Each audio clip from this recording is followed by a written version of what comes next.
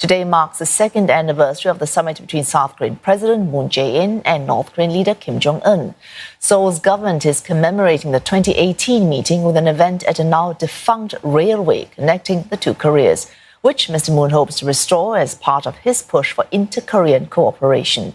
Of that historic meeting between the two men, only the third such summit to take place and the first on South Korean soil, was a major turning point in tensions on the peninsula and paved the way for Pyongyang's talks with Washington.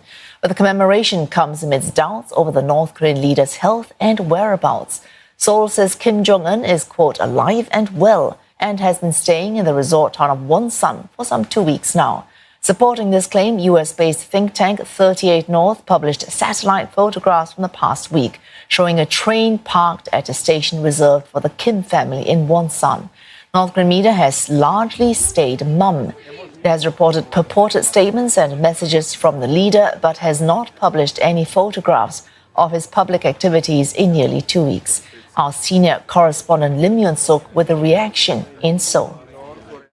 The official line from South Korea is that it's business as usual and that the North Korean leader Kim Jong-un is well. But we know that there have been all the reports and rumors coming out from North Korea. And in fact, the South Korea's the head of the Foreign and Unification Affairs Committee in Parliament held an urgent meeting this morning, and we're seeing reports coming out citing the head of that committee saying that if Kim Jong-un doesn't make a public appearance in the next 7 to 10 days, then it is very possible to assume that the reports are true. And that's why the South Korean government is worried that should something be happening on that side of the border, then it will have a big impact on Korea. Because remember, we have more than 1 million troops on the North Korean side watching over this side, and the two sides still remain technically at war. So if there is some kind of a chaotic North Korea, then it will have an impact on the South Korean side. And the South Korean military has said